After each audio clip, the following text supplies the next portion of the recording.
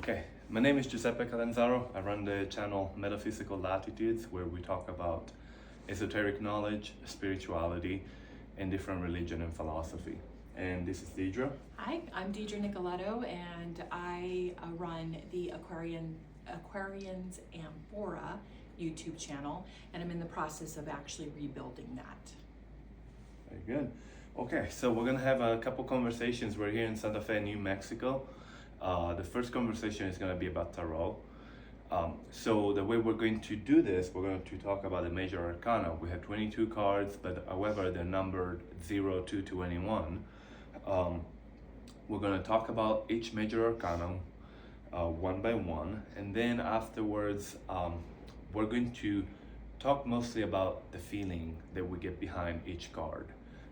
My teaching has always been that whenever we talk about the major arcana or tarot in general, what you're actually going to experience is that each card represents an archetype, and with each archetype comes a specific energy.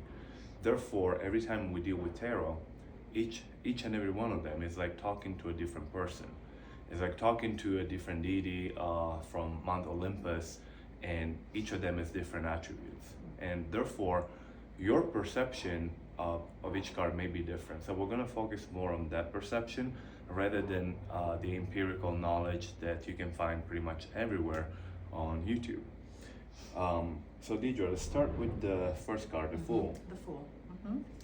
So how I was taught to read tarot is, or tarot, however you'd like to say it, is intuitively.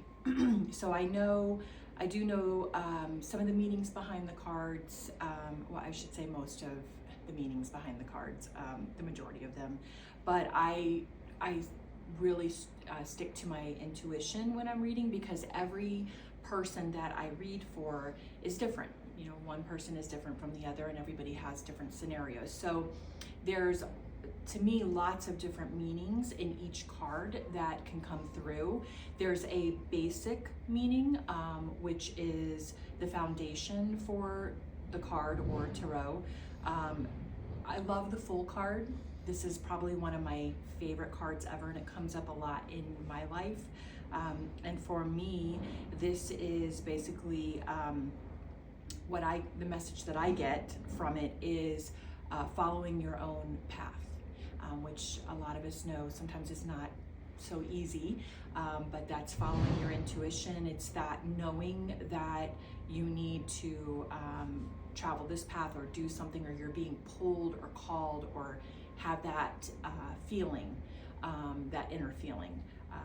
And so this card is actually, it is one of my favorite cards in the whole entire deck, because I feel like it's a very empowering card, self-empowerment, and I'm all about that. So, Giuseppe? For me, the Fool, well, my basic knowledge is in Gnostic philosophy. So every single time I read tarot, I see actually that coming into existence. And it's very interesting because I do get the meanings, but at the same time, I see pretty much creation in process with every single tarot. The Fool is card number 0.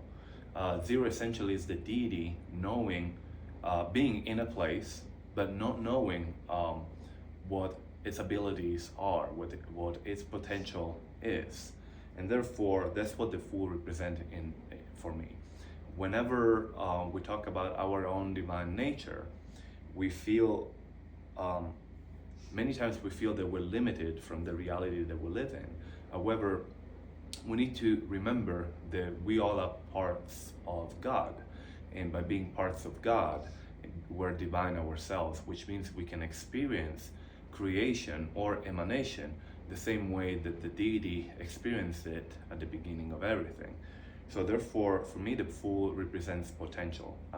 As Diedra said, this is one of my favorite cards in tarot, because this card brings change, it brings potential and such.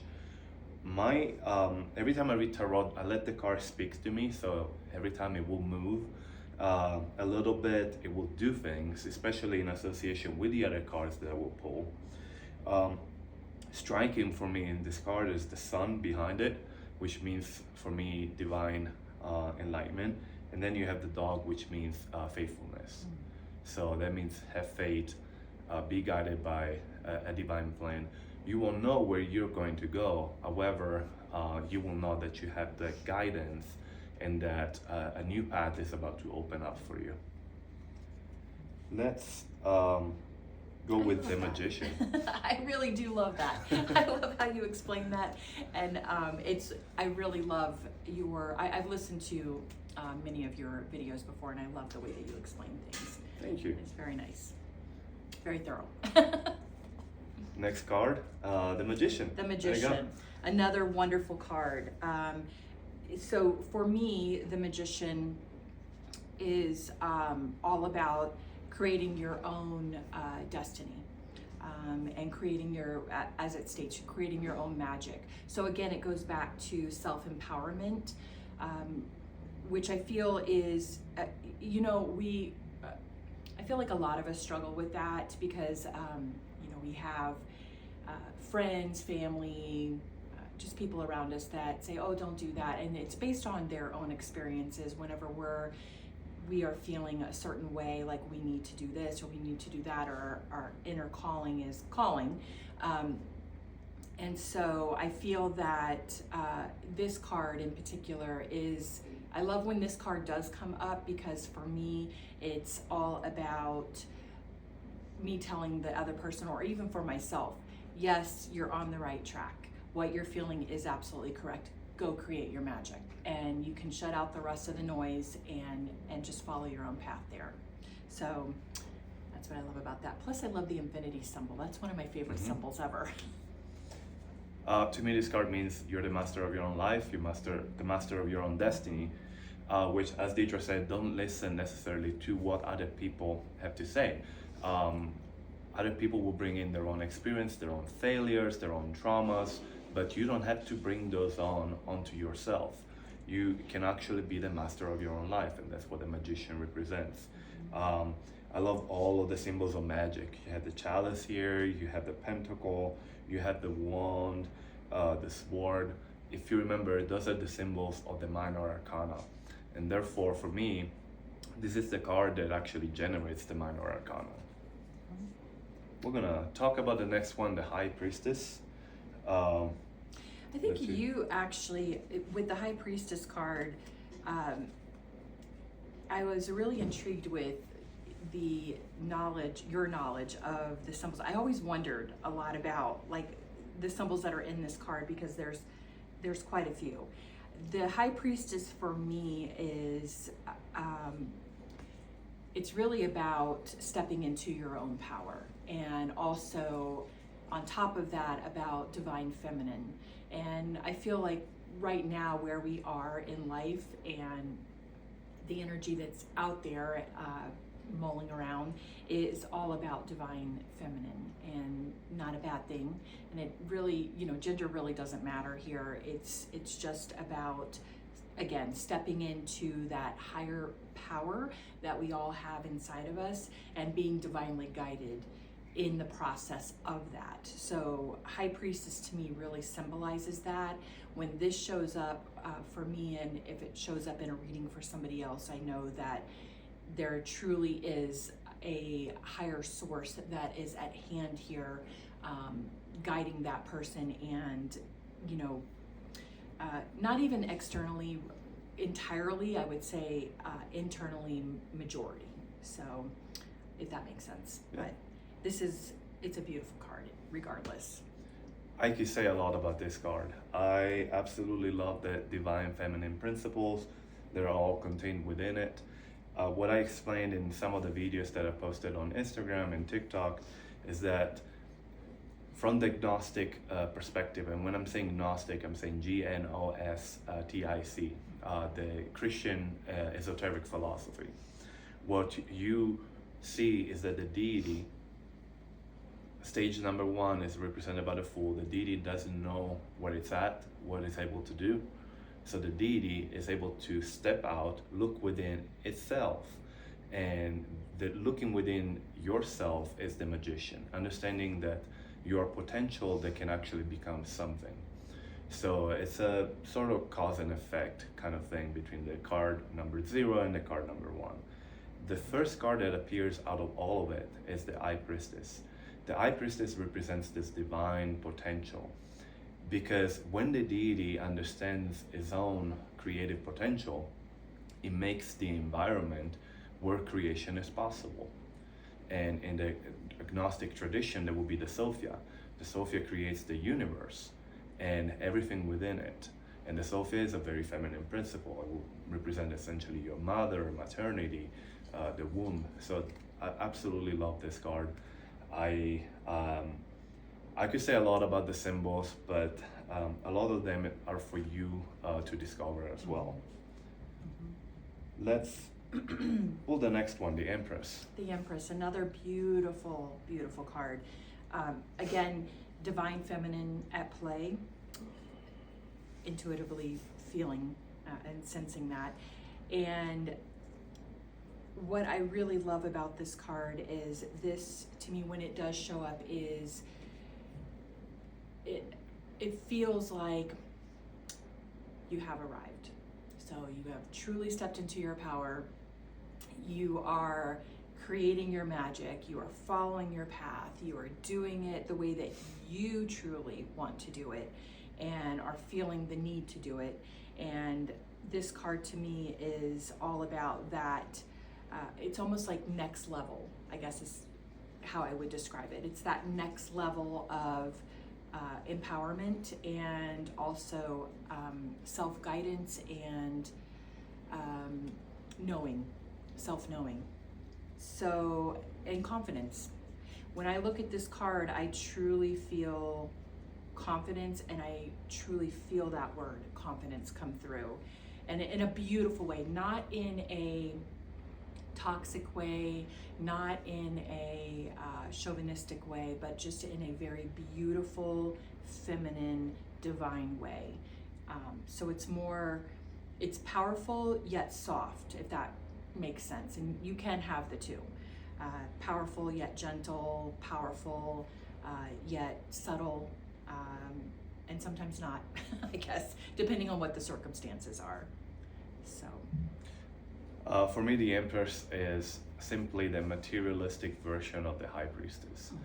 So when the High Priestess creates all of this universe, everything precipitates into substance, and that's what it means. That means if you're reading about somebody who's trying to manifest a specific goal, such as financial success, you go from the High Priestess, which will be the thinking, the making in place, the planning, to the Empress, which is actually achieving those goals, putting them in place. Another beautiful card. We're going to go next to the Emperor. So this is the first dude of the tarot. I love that. Oh, the first dude of the tarot. So the Emperor to me is, again, about stepping into your power. Of course, when it's easy to get caught up, it is easy to get caught up in the gender of tarot when you look at the Emperor and you think, oh, this is power at its truest form. But for me, the Emperor represents not just power but fairness, and somebody who is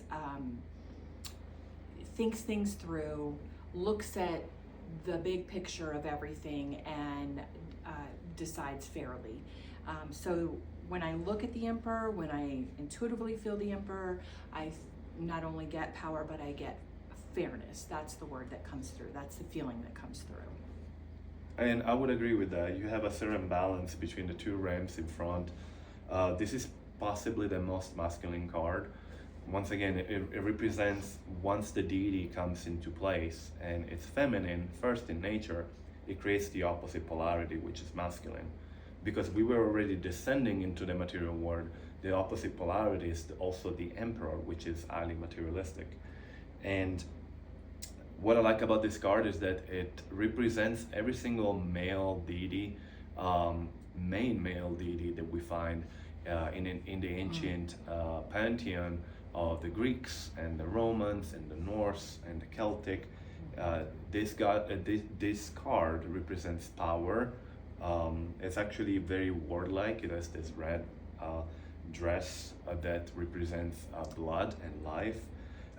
It has a symbol which it resembles the Ankh, which is an Egyptian symbol of immortality. So those are all things that will come to mind when you're looking at this card. Kind of looks like Zeus, doesn't it? It does, it definitely does. With the beard, that's how we perceive God, a bearded Right. man sitting in God, a throne somewhere. Zeus. Right. The next one, this second dude of tarot. The Fool and the Magician actually don't have gender. They could represent anybody. Here we're playing more between the High Priestess and the Hierophant, which is the fifth card. We're playing more with that polarity and gender-wise. We're gonna understand why with the next card. So, Diedra, let's go ahead. So the Hierophant for me is again about justice. It's about balance. When I see the Hierophant come into a situation, I know that it's like speaking karma. Like there's a balancing of karma coming in, or somebody's being served karma from a higher source. So that's truly what I feel whenever I do see the Hierophant come into a situation. I do like this card. There's great symbolism in this card, and it almost, to me, it almost looks like the Pope. I think of that too, but I try to keep that out of it. Yeah, there's a lot of Catholic symbology here. It definitely looks like the Pope. The two priests down here, the servants. Once again, you have two sides, so balance and fairness. However, this is essentially, from the agnostic perspective, this will be the Christ coming into place and putting everything in order. So far we've been talking with the Empress and the Emperor of all of this materialistic creation.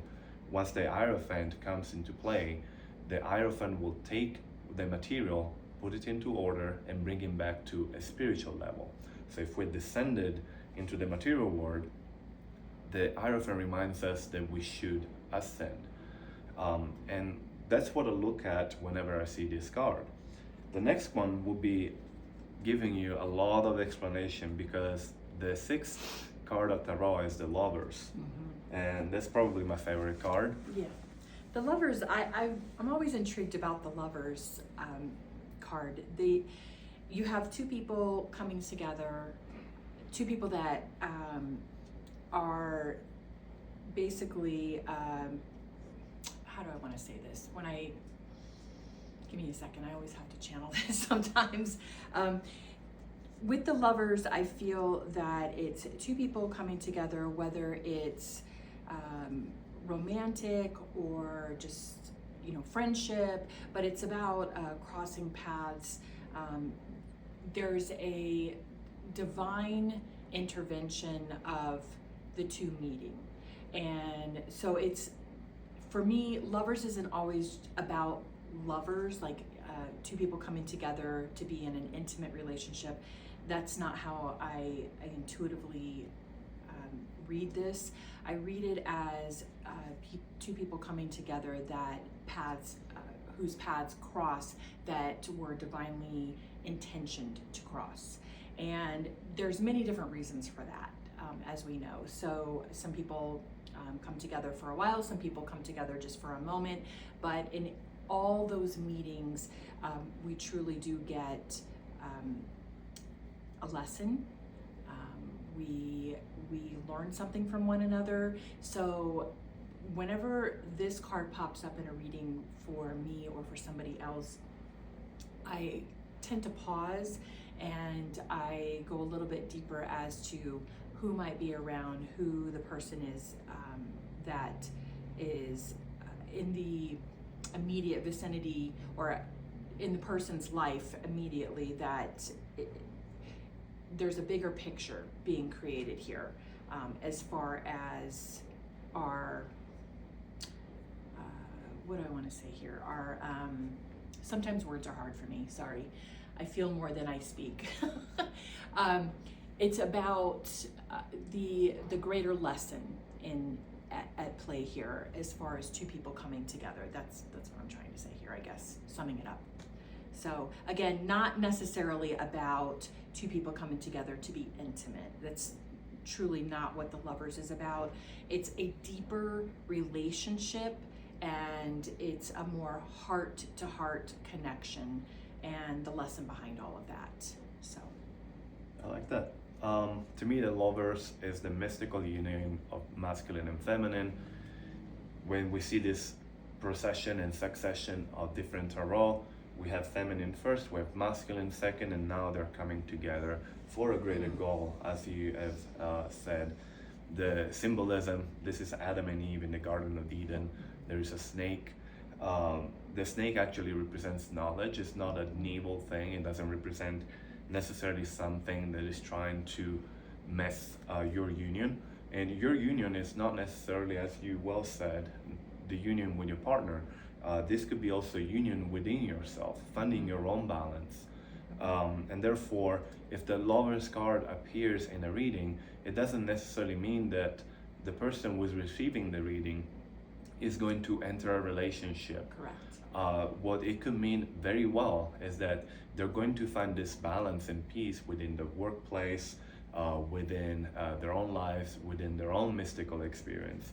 So those are good things to keep in mind there. I like that. Thank you. Next one, the Chariot. Yes, Chariot is a fun card.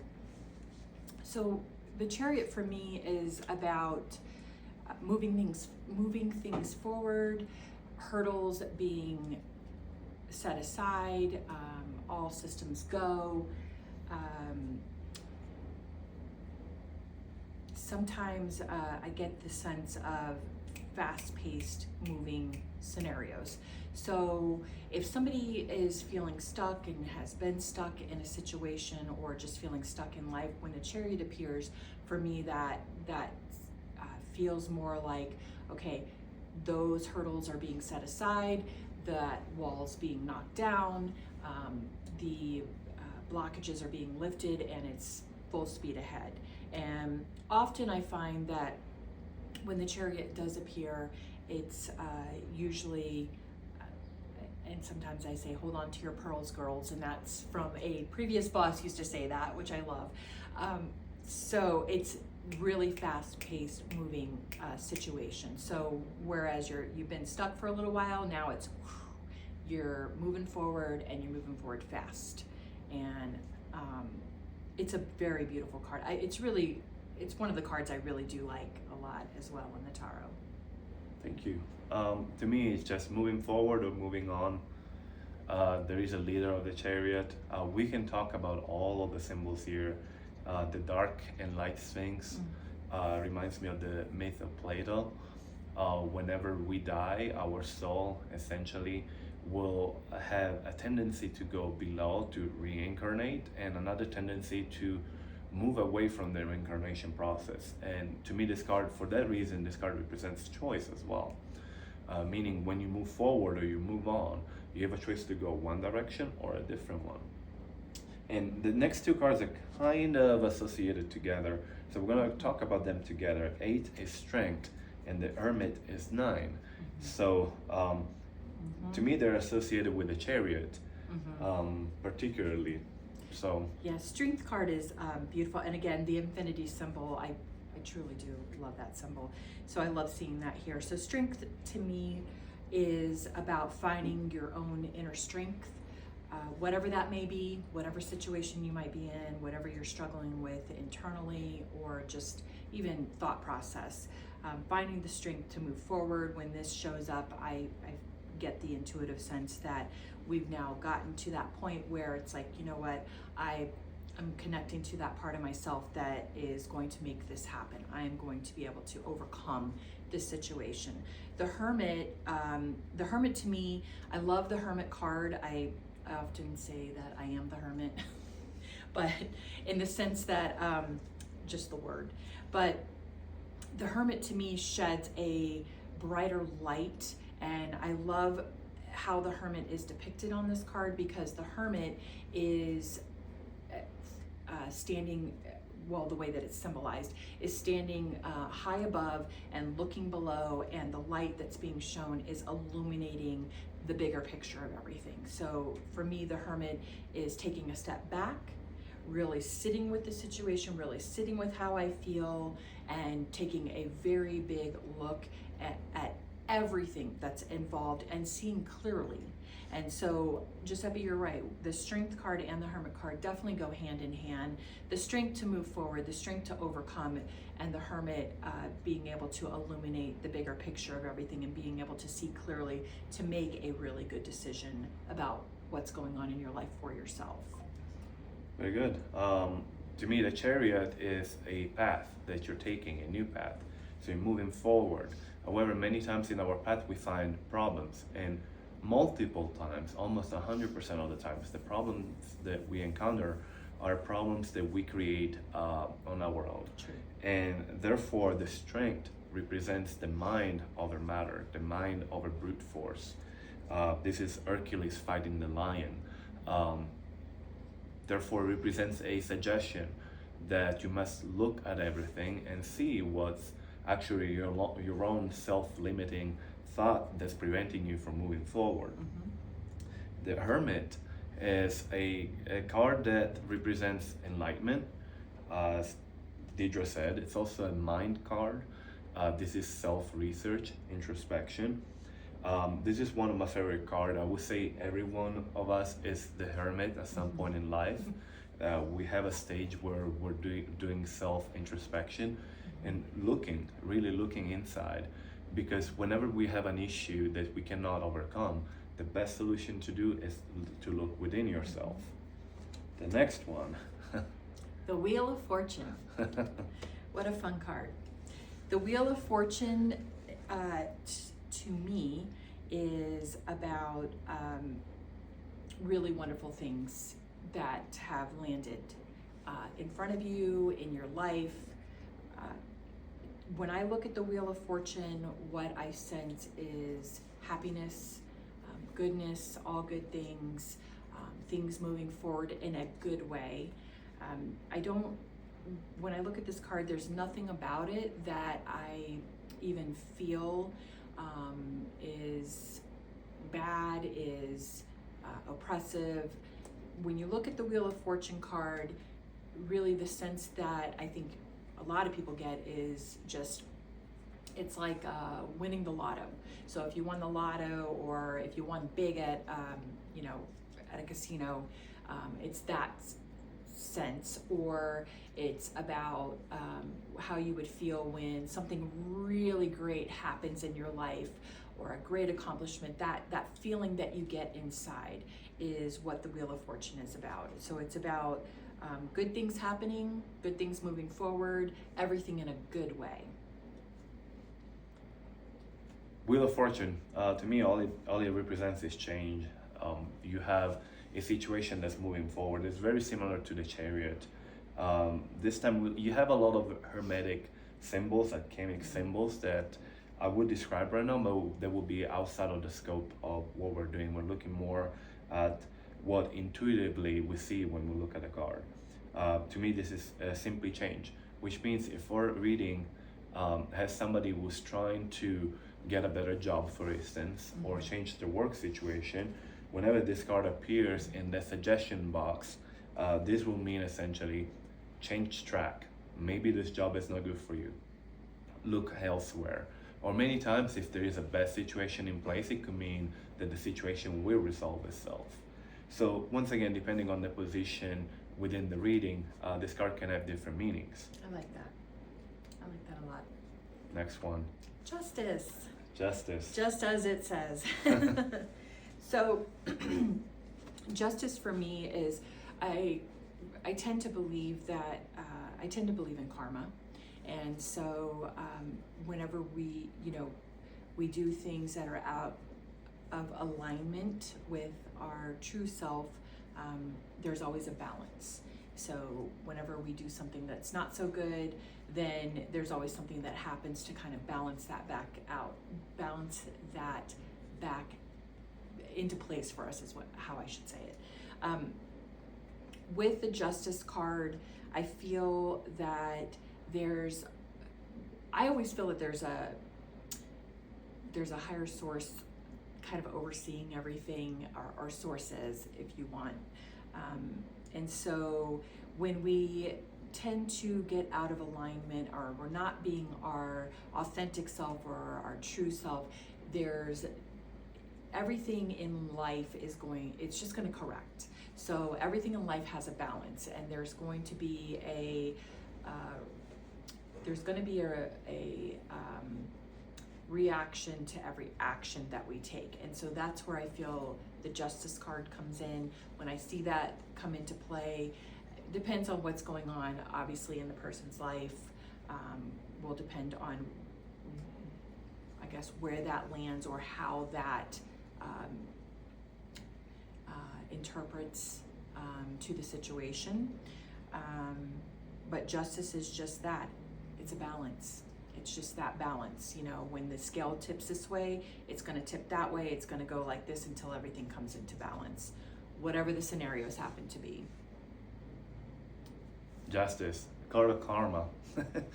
I absolutely love this card in a reading. If somebody has been receiving wrongdoing from somebody, that's essentially the universe answering to that. Mm-hmm. And if you're dealing with your own wrongdoings, the karma card, justice, will essentially tell you that you will have to deal with that karma. Once again, very closely associated with the Hermit, which is 2 cards prior. Why? Because whenever we're doing our own self-introspection, our self-introspection should tell us where we failed, how we failed somebody else, particularly, how we failed the divine plan. So that's when karma comes in place. Mm-hmm. The next one, this is probably my favorite card, the Hangman. Yes, the Hangman is a great card. The Hangman, for me, is seeing things from a different perspective.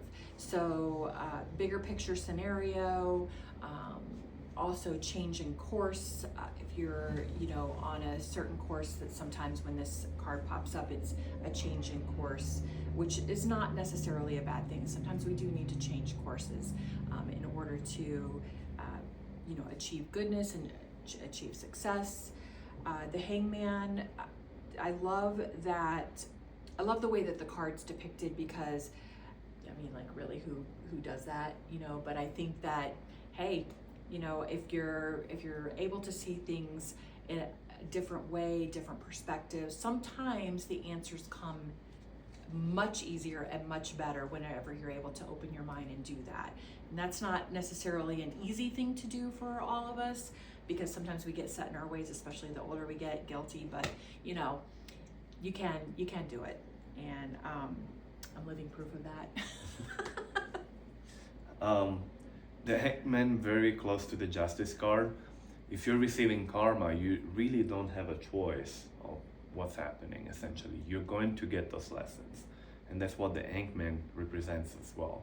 It's karma again, but it's more of a self-abandonment to what the universe brings to you. So many times we try to control a situation. This is the universe telling us that we have no control, that we just need to accept.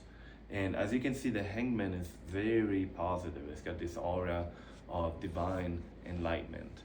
It's because the Hangman is somebody who understands truly how the universe works. I also love it because in Norse mythology, Odin hangs from a tree for 9 days to receive knowledge. And whenever I see this card, I remember Odin's sacrifice for knowledge. So it's very similar in meanings as well. I love that. Next one, probably the one that scares people the most. Yes, it does. And I love the Death card. I really do. Not because I'm, morbid or anything. I'm not goth, but, and no offense to any goths. I think goths are beautiful. The Death card is a wonderful card. I love when the Death card appears, because oftentimes when the Death card appears, it's the intuitive meaning for me behind it is something truly needs to end. Something needs to end.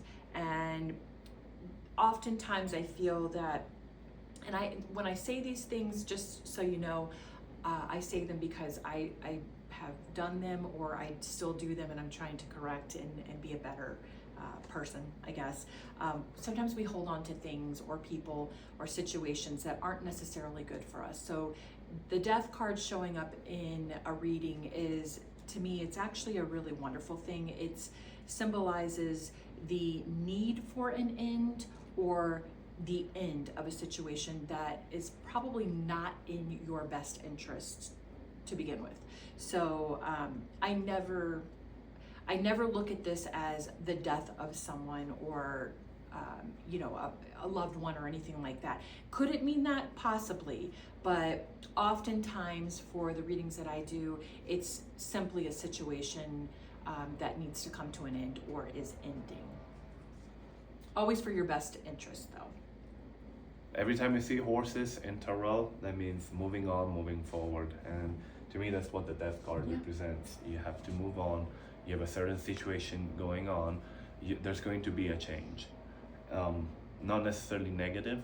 What a spiritual practitioner, what we tend to focus on is the fact that even when everything seems really negative, we want to focus on the positive outcome. There's always some kind of positive outcomes that we can derive from a situation. And that's what's happening with the death card. Yes, something may be ending. It could be your job. It could be financial success. It could also mean the opposite. It could mean that a situation of poverty could be ending. A situation of unemployment, lack of relationship could be ending. So it depends on where it sits in the reading, what the question is, and the meaning can be very different. And once again, if you're reading it, the card will speak to you, will tell you exactly what's going on. Mm-hmm. This is the 13 card as well. The number 13 is associated with death and change. I will make a special episode on the number 13 at some point, but we're gonna focus on the tarot right now. 14 is temperance. Temperance, yes. So temperance, again, temperance is a lot like, for me, a lot like justice, the justice card. There's a balance there, but from a higher source, higher guardian. Temperance looks like a guardian angel to me, feels like a guardian angel. So for me, it's, when this comes through, it's about a higher source or a divine source that is overlooking us or the person, and helping to balance out whatever the scenario happens to be, and always in a good way.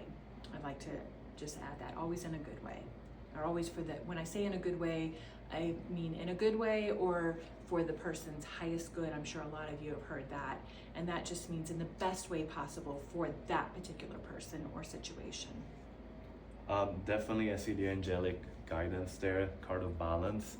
It means you have to balance two different things, the positive, the negative, the bad, the good, your light self and your shadow self. And this card, particularly because we have an angel, leads to the next one, card number 15, the devil, which is also an angel. Correct. And I feel so bad for Capricorns because they get it's associated with Capricorns. I feel so bad. But, then again, I think the Seven of Swords is associated with, if I'm not mistaken, that's associated with Aquarians. So, anyway, take that how you want it. But the Devil card, it's an opportunity. So when this card does show up, it's, I don't look at this as a bad thing, although there's a lot of meaning behind it. So it could be, it could be associated with a person that's just not really in your best interest. Somebody who's, not necessarily being truthful or looking out for your best interest or really for your highest good in any way, shape, or form. But it also could be a situation, and it could be a situation that you're keeping yourself attached to, or a person that you're keeping yourself attached to. Either way, when the devil shows up, for me, intuitively, it's about a person or situation or something that's going on that's just not really in your best interest. And so therefore it's, again, an opportunity to reflect on that and really go within and make the decision to, move one way or move the other. And honestly, this is the reason why I brought Diedra here too, because each and every one of us have our own relationship with the cards and our own experience with them, which means we may be able to see different sides of it. Sure. So if you see something when you're doing a reading, don't ignore it because it's not the traditional, may not be the traditional meaning of a card. Correct. This is what the card is telling you. For me, from experience, the devil card represents either material attachments or another way, looking within your shadow selves. And I love this card because within the shadow selves, you really find power. Correct. If you're able to deal with it, accept it, and integrate it in your practice, you really find your own power. So I love the devil card. And devil and temperance, honestly, they're the same being. They're the light and dark side of the same person. Correct. The yin and yang almost. Yin and yang, right? Tower. The Tower is one of my favorite cards. And I know that a lot of people, when they see the Tower card, they get scared, just like with the Devil card, they get scared, or the Death card as well. Doom and gloom. Because you know, when you look at these cards, it can be a little bit scary when you see the images that are on here. But the Tower card again, it's an opportunity, and I love when the Tower card pops up because there's no question whatsoever. As far as I feel, when the Tower card shows up in a reading or a situation, it's truly about a change. It could be a sudden change that is going to happen or needs to happen. I shouldn't even say needs to happen, does need to happen, definitely needs to happen. And so I encourage people a lot of times to not be afraid of this card. Many times this card has popped up in my life, and when I really sit and think about it, a lot of change has happened. And again, always in a good way. And I may not have seen that at the time, and sometimes we don't, but when we look back and we reflect on the situation, we oftentimes say, yeah, that really did need to happen, or yes, I needed to move out of that situation, or thank God I got moved away from that situation or that person or whatever it is that's going on. I was saying, sorry I interrupted you. No, I was saying okay. Doom and gloom. Yes. You have two types of practitioner, the ones that like the darkness and they will tell you, oh, okay, this is gonna end. Yeah. First of all, we cannot predict the future with tarot or any kind of divination. Correct. We have an idea what the future could be. Many times we're told not to tell the person if we're seeing the future clearly, and that's because you have your own free will and we cannot interfere with it. Now, at the same time, even when exercising your own free will, that doesn't mean that you're in control of all of the manifestation and everything that's going to happen out there. What that will mean also is that many times there are situations where you're going to have to deal with justice, karma, you're going to have to deal with the Tower. Things will happen and it will be just another lesson that you have to go through. And that's what the Tower means to me. It's another lesson.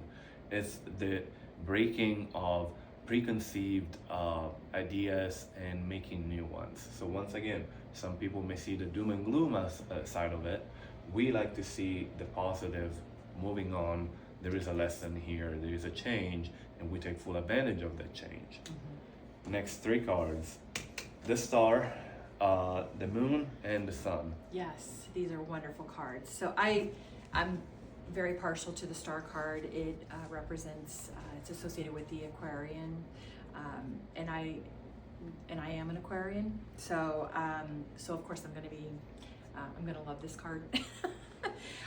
What I love about the Star card, the tarot meaning of the Star card is wish fulfillment, and I truly do feel that. You see a lot of stars here, and of course I'm sure everybody's heard the saying, wish upon a star and your dreams will come true.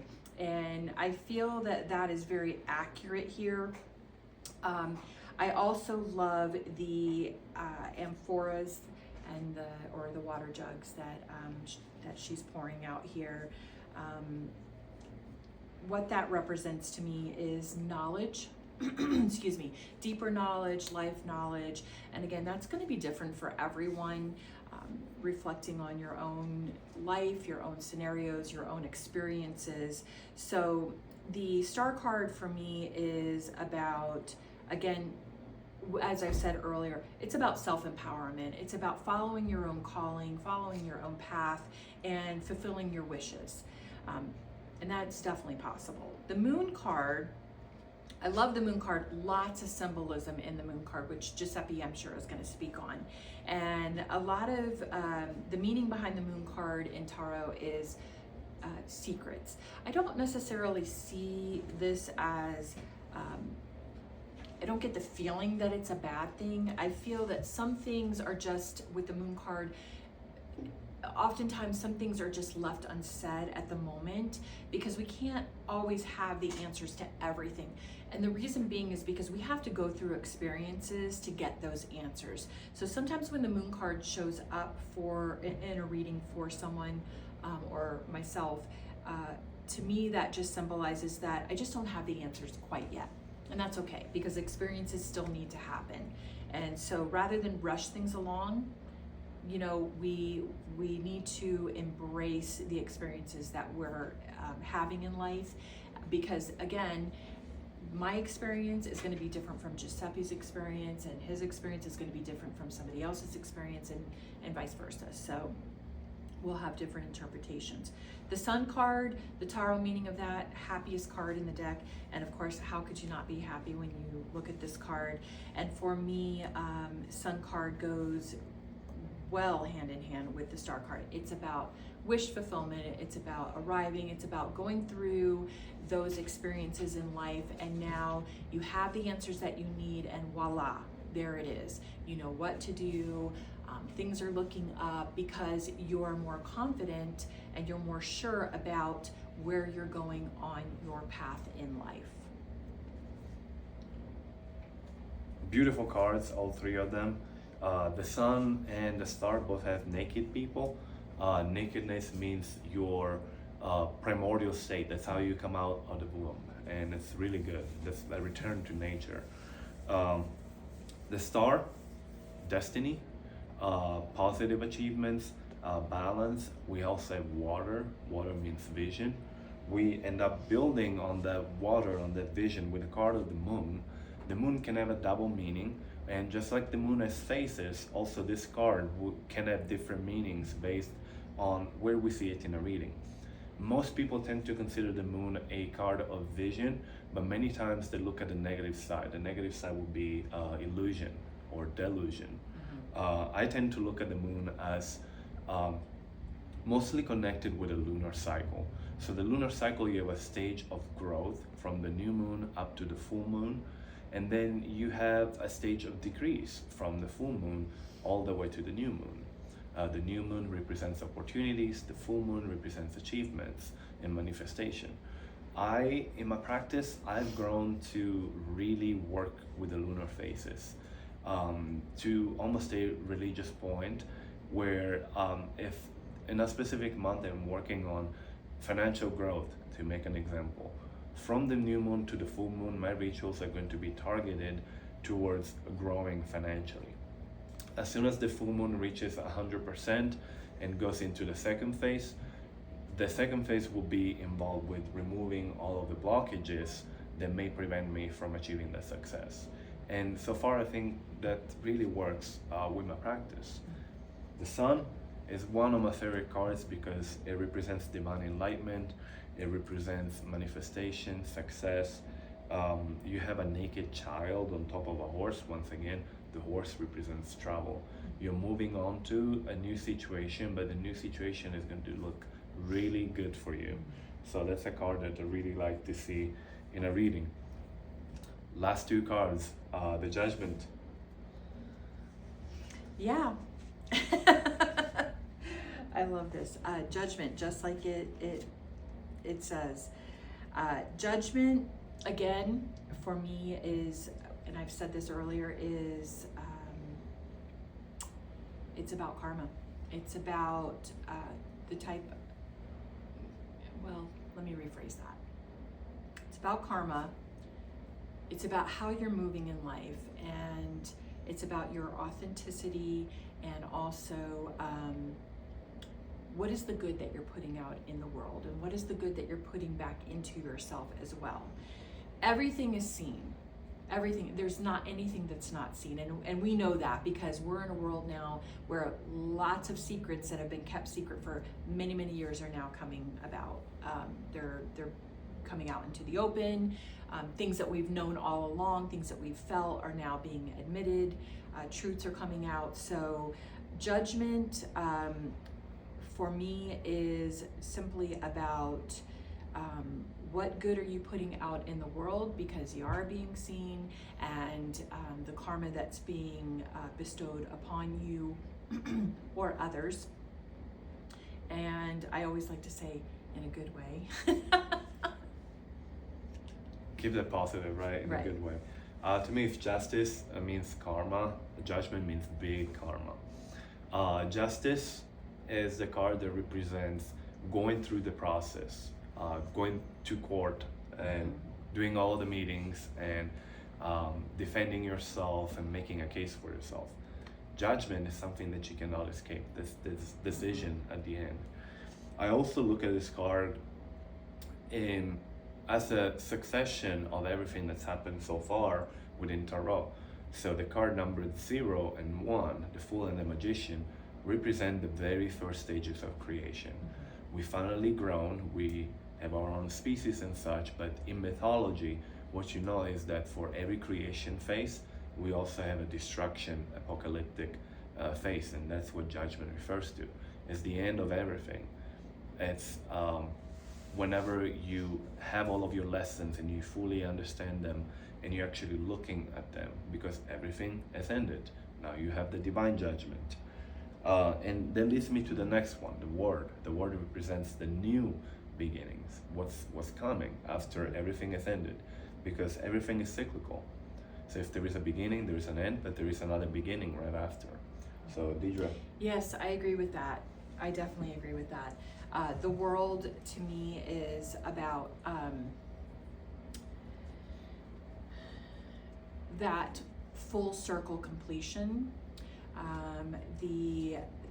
It's about all the hard work that you've put in, and now the just rewards that you're receiving. And I like what you said about the beginning, the very beginning, because to me, Tarot, especially the major arcanas, it's about a journey, right? So it's absolutely what you said, the very beginning, and then you go through the entire major arcana. It's about the journey of it, and then you come to the world, which is basically full circle. So in that journey from beginning to here, it's about bigger picture. It's about what have you accomplished? What have you put out good into the world? What have you put back into yourself that's good and fair and just, and to achieve this big reward that's now the finality of all of that. If I see this card in a reading, particularly if I'm doing a reading for myself, I look at it and see full manifestation of everything that I've been working for. So it's a really good card to see, especially if you're looking more towards the future or the suggestion, not more so in the past or present. In the present, it could also be very positive. It means that you're achieving everything rather than this moment. With this, we concluded our conversation on Tarot. We talked about all the major arcanas. Please, if you like what we just did, give us a follow. My profile and username is Metaphysical Latitudes everywhere on YouTube, Instagram, and TikTok. And I am the Aquarians Amphora, and I definitely have a YouTube channel here, which I am rebuilding, redoing. And I'm also on Facebook as well, and Instagram. Not necessarily TikTok, that's a little bit different of a platform, but yeah. I love it. Thank you so much. Thank you.